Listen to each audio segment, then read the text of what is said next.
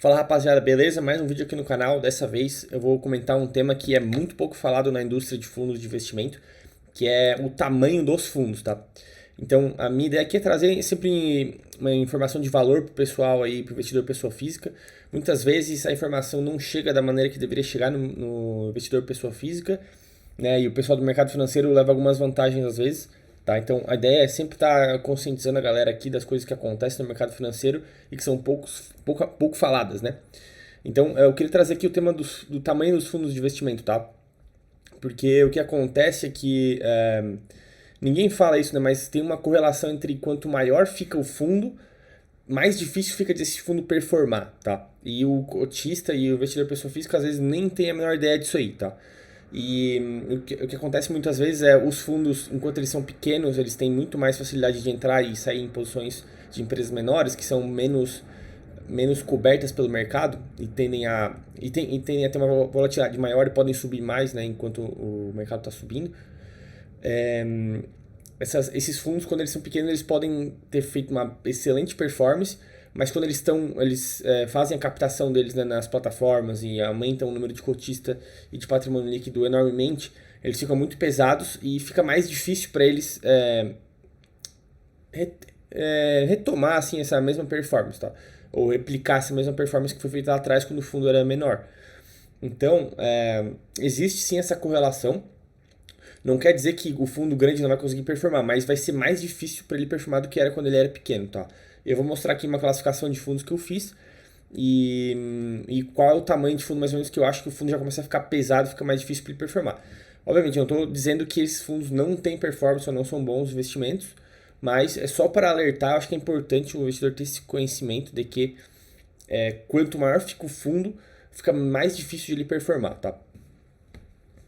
Vamos lá então para a classificação de fundos que eu montei aqui, tá? Isso é uma metodologia minha, eu que criei de acordo com o conhecimento que eu tenho aí dos fundos, tá?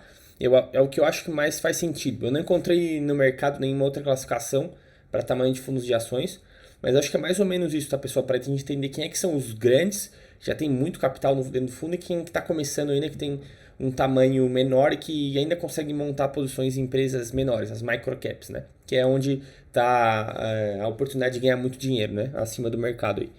Então eu fiz uma classificação com três camadas aí, tá? A primeira seriam os fundos pequenos, tá? Então o patrimônio líquido seria de até 200 milhões de reais, tá? Nesses fundos. Eu trouxe dois exemplos aqui, o Suno Ações Master FIA, né? O fundo Master da Suno, 124 milhões de patrimônio, e o Trígono Flagship Small Caps, 200 milhões de patrimônio. Eu fiz um vídeo também de análise a Trígono, aqui está na descrição do vídeo. Então são fundos que têm capacidade de entrar em empresas microcaps e small caps, eles conseguem entrar e sair, né, de uma maneira tranquila, tá? Porque, por exemplo, 1% da carteira de um fundo desse seria 2 milhões de reais, certo? 2 milhões de reais dá para alocar tranquilamente em uma small cap, né? Teria liquidez para ela fazer essa compra, né, de ações ali em poucos dias, tá? Já numa microcap, talvez uma microcap, existe algumas microcaps de 300 milhões, 400 milhões de valor de mercado que tem a liquidez diária abaixo de 1 milhão, né? A liquidez diária ali às vezes vai gerar em torno de 200 mil reais, 300 mil reais. Então eles têm que montar posições em alguns dias, né? Tem que ficar comprando em alguns dias ou semanas, mas ainda eles conseguem montar essas posições. Tá? Então, eles ainda conseguem entrar em empresas menores, que é onde está o maior potencial de valorização aí. Por isso que esses fundos, né, eles normalmente aí são os que geralmente geram muito alfa em relação ao Ibovespa, eles geram nessa fase aí, tá?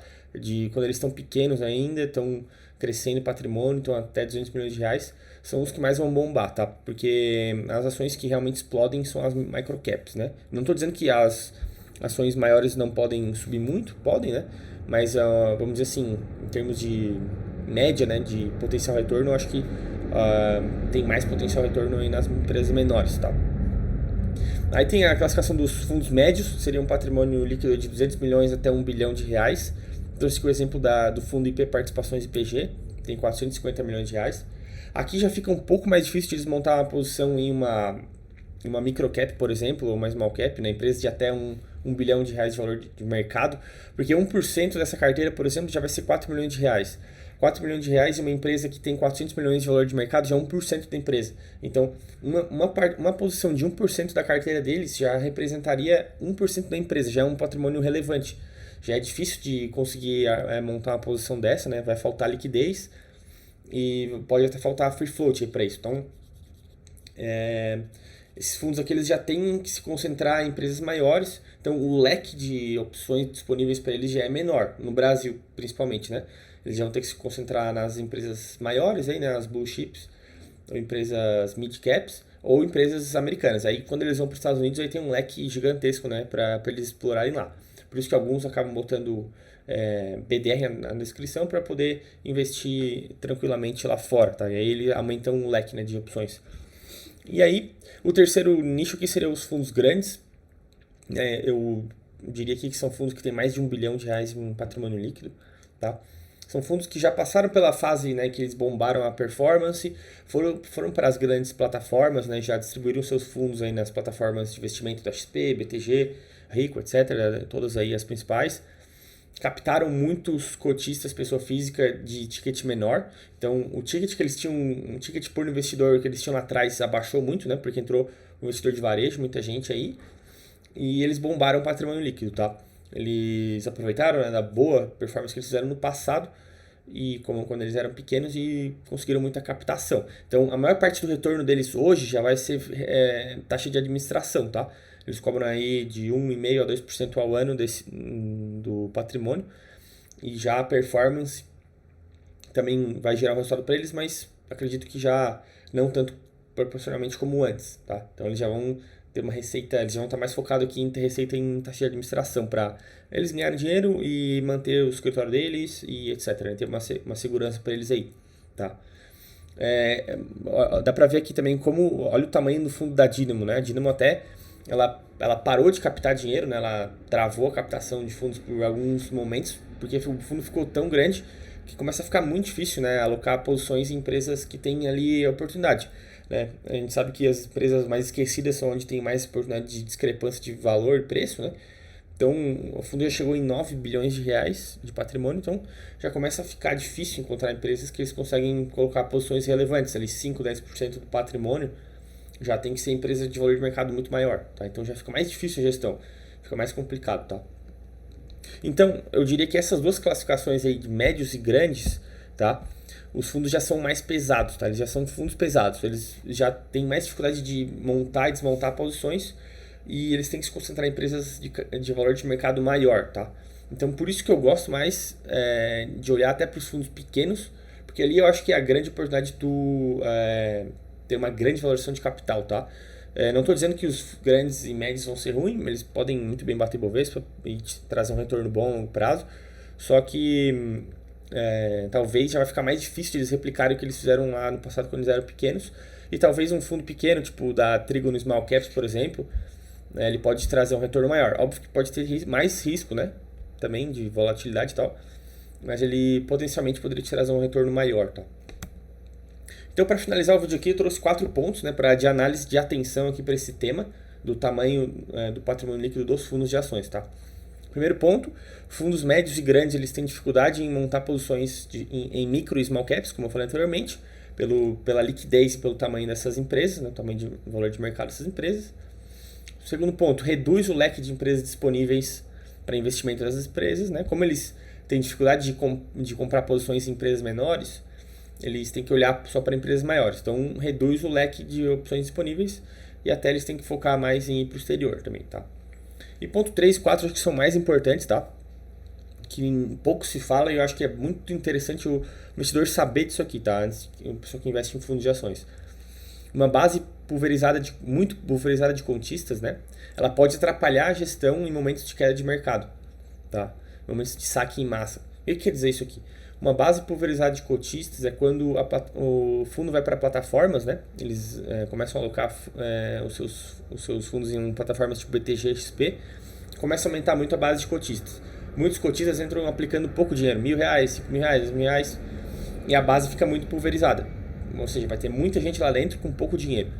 Em momentos de queda de mercado ou de estresse, seja por conjuntura política, seja por queda de preço, muita gente começa a pedir saque, tá? Ao mesmo tempo. Eu vou mostrar aqui depois como um exemplo real de queda de número de cotistas de vários fundos, tá? E isso pode atrapalhar a gestão do gestor do fundo, porque ele vai ter que se desfazer de ativos para honrar esses saques. Às vezes ele vai se desfazer de um ativo no momento que ele não quer, ou de algo que não está num preço bom para sair, tá? Então isso atrapalha a gestão do fundo, sim. Não chega a ser algo muito relevante, eles têm as técnicas para fazer isso, eles se acostumam a fazer isso. Tem o caixa ali também disponível para honrar esses saques, mas é sim algo que atrapalha, tá? E que se tu for fazer investimento pela pessoa física, tu nunca vai ter esse problema, se tu for focado em longo prazo. E o ponto 4, a rentabilidade passada do início do fundo pode ficar mais difícil de ser replicada. Não estou dizendo que esses fundos nunca mais vão performar bem, não vão bater o Vespa, não vão te gerar retorno, mas quando eles eram menores, era mais fácil para eles gerar retorno, porque eles podiam entrar em empresas menores e com maior potencial de retorno, com menos liquidez também. Hoje eles não conseguem mais, como eu falei anteriormente. Então talvez essa rentabilidade que eles fizeram lá no começo, quando eles tinham menos de 200 milhões de patrimônio, quando tinha menos de 100 milhões, quando era um clube de investimento, por exemplo, hoje vai ser mais difícil. Então talvez ele vai te mostrar a rentabilidade desde o início, lá, vai mostrar, ó, nosso fundo em 10 anos atrás rendeu tanto. Mas hoje já não quer dizer que vai ser a mesma coisa, vai ser mais difícil para eles replicar isso aí, tá? É isso que o investidor tem que entender, tá? Porque às vezes é vendida a ideia de que eles vão replicar eles são muito bons, vão replicar essa rentabilidade no futuro. Mas não quer dizer nada, tá? Quando eles são muito pesados, fica mais difícil realmente eles replicarem isso. Tanto é que a gente está vendo vários fundos aí penando no mercado, né? Dynamo, fundos gigantes aí, não estão conseguindo bater o Bovespa nos últimos anos, muito tempo porque eles ficam muito grandes e é muito difícil de se mexer, tá? Bom, aqui eu trago só um caso de exemplo, né, do que acontece com a base muito pulverizada de cotistas dos fundos, tá? Aqui é o caso do fundo da Real Investor, que eu gosto muito, tá? Por sinal. Era um fundo que era um clube de investimento lá atrás, por isso que a gente pode, depois virou um fundo, né? A gente pode ver que eles tinham poucos cotistas lá atrás. Aqui, ó, nesse gráfico de cotistas a gente consegue ver que era na faixa de 100 e poucos. Eles eram mais focados no boca a boca ali, fazer a gestão quietos e tal. Sempre performaram muito bem, tá? E aí depois começou a época das plataformas, né? Eles começaram a distribuir os fundos em plataformas. A gente consegue ver que bombou a base de cotistas. Saiu aí da faixa de 500 ali em 2018 para papo de 30 mil cotistas, né? Chegou a bater 40 mil, ó, cotistas no final de 2020. E aí que tá, o fundo tá ganhando muita taxa de administração aqui, né? Porque o patrimônio ele aumenta muito, a gente pode ver que o patrimônio chegou, ó, ele saiu de 100 e poucos milhões, categoria de fundo pequeno, onde é mais fácil de gerir, saiu para 1 bilhão, 2 bilhões de patrimônio. Então começa a ficar muito mais difícil para ele gerir aqui. Então, talvez o retorno que ele gerou lá atrás não vai ser o mesmo aqui na frente. Não estou dizendo que ele vai mandar mal, tá? Mas fica mais difícil. Os próprios gestores eles concordam com isso, tá? E aí, momentos de estresse de mercado, como foi pandemia e tal, 2020, a gente pode ver que começou uma tendência de retiros aqui, de saques. Ó. O pessoal retirou todo o capital mesmo do fundo, olha só. Caiu de 40 mil cotistas para 20 mil, eles perderam metade dos cotistas, tá? Então o fundo tem que ter uma gestão de capital ali de caixa para honrar esses saques, né? Eles botam prazos longos, né? Às vezes de D mais 30, D mais 40, para dar tempo de fazer essa gestão. Mas realmente essa base pulverizada pode atrapalhar, tá? Isso é um tema que ninguém fala, não vejo ninguém falando, mas também acontece isso aí, tá, pessoal? Rapaziada, essa era a ideia do vídeo, trazer esse conhecimento para vocês, investidores, pessoa física que gostam de investir em fundos, tá? Peço aí quem tá curtindo os vídeos, dá um like, aquele like para ajudar o canal aí, se inscrever no canal também. E tem um link de apoio ao canal aqui na descrição, tá? E também o nosso e-mail para marcar mentorias, tá? Quem quiser trocar uma ideia e ter um pouco mais de conhecimento de mercado, mais personalizado e também montagem de carteira, é só mandar e-mail que a gente combina aí. Beleza? Abraço, tamo junto.